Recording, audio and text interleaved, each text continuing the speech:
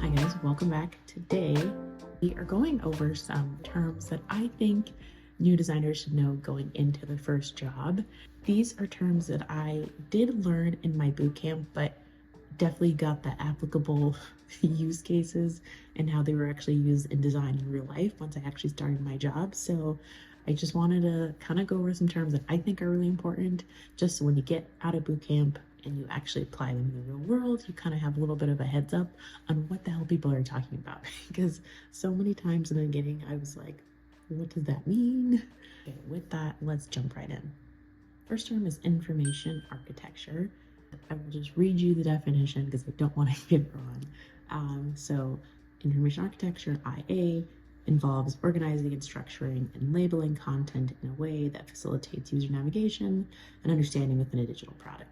So, and I'll put examples kind of as I'm talking, but think of it as like overall navigation. So navigation, site maps, but you want it to be intuitive to the user. And that can be typically something that we're used to, website navigations, product categories like on e-commerce, dashboard layouts, or really anything that kind of has to do with organization. So think Airbnb and their categories, think Amazon and their navigation and their categories. The fact that it's really intuitive. When somebody lands on your page, you don't want them to have to figure out where things are laid out. Typically, you want them to follow a specific kind of structure.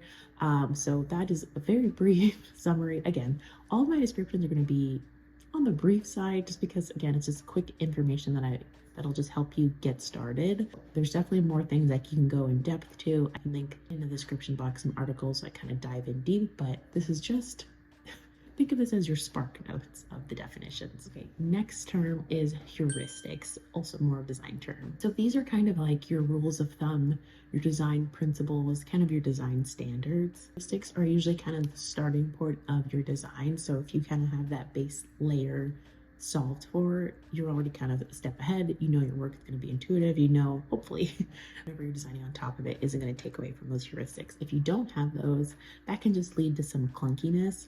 For example, like let's say you're filling out like a form. Let's say you're doing like an intake form. And do you know sometimes, and I'll show examples, there's like the label above the input box. That is good heuristics.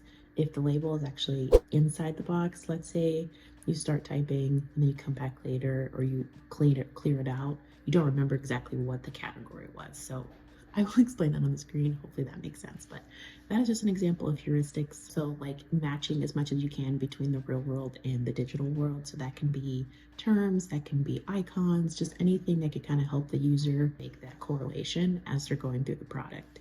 Flexibility, user control, these are just some of the principles of heuristics. Now, let's jump into more of the product development side of things. And I did touch in the beginning, but I learned all of these terms when I was going through my bootcamp. Shout out to Springboard, link is down in the description box to get $1,000 off any of the courses.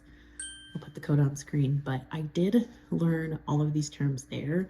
And so it was nice to have that knowledge in bootcamp and then just actually see them applied in real world situations. So that was really helpful for me. Again, the bootcamp that you pick really just does set you up for the real world, the first job. So keep that in mind. Shout out to Springboard. Next one that you will hear all the freaking time is MVP, minimum viable product. And that pretty much means it's a version of the product that only includes the core features and just get early feedback. It's not building the entirety of the website, of the app, of everything. It's about getting the core features, the core value, creating that core loop so you can kind of get feedback and then iterate. Because, you know, you can't boil the whole ocean, as they say. You got to start small, and that's really what the MVP is.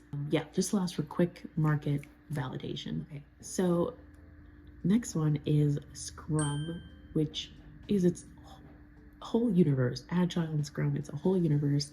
But I'm just going to give you the definition as what I have found is a specific framework within the Agile methodology that helps teams work on complex projects by breaking tasks into smaller, manageable units called sprints. So it includes regular meetings like stand-up, sprint planning, sprint review, retros, that kind of thing. So where I work, we run on this Scrum system, Agile methodology. So mentioned before, daily stand-ups, sprint meetings, sprint reviews, grooming. So it's really just kind of the process that your organization runs on. important question to ask going into job interviews. Ask them, like, once you're kind of in more of the design product side of the interview, ask them what frameworks they use. Are they agile? Are they Kanban, waterfall? Like, ask them those kinds of questions. And again, I'll drop more resources below because I'm still learning all the ins and outs as design. I'm not too involved with it, but it's still important to have that awareness because the development team, the product team are your counterparts. Next term is a user story. And again, this relates back to Scrum and sprints and all of that good stuff. I'll just read the definition. It's like it's a concise, informal description of the feature or the functionality that is being developed from the end user's perspective. It typically follows this format. As a type of user, I want a goal, so that reason or benefit. So pretty much they help capture the requirements. Let me see if I can give you an example. A user story is, and I don't know, for some reason I have Airbnb on the mind. I'm staying in an Airbnb this coming weekend, so I think that's why. Okay, as a traveler looking for accommodations in a new city, I want to be able to filter search results based on the proximity to specific landmarks or attractions so that I can easily find accommodations near places I visit during my trip. Typically, how we do our process is that we have our problem statements and we're designing for the problems. I create the designs, they go through the phases, all that good stuff. It gets tested, beautiful, perfect. And then user stories are created based on the design. So if I create a design with this little Airbnb example, my design would have the filter, able to filter your search results based on proximity to where you're staying and based on like certain landmarks. So if I'm going to Paris, I wish, would love to go back.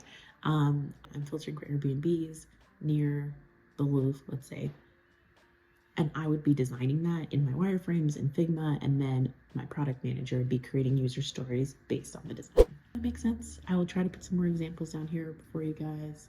That is a typical user story. You'll get used to it. You kind of get used to the flow and the jargon once you're in it because you're literally doing this all the time. I'm looking at user stories all the time, making sure my design and the stories match up. So it takes time, but you'll get the hang of it. Hopefully this video was helpful for you guys. Save this, share this, keep it in the back pocket if you ever get any of these terms. Don't forget to check out Springboard. Link is down in my description box to get $1,000 off any of the courses where you learn this kind of stuff, guys. This applicable stuff I just talked about, I learned in my bootcamp. If you want more videos about terms, check out this video here where I talked about the differences between a UX and UI designer, and I'll see you guys in that one.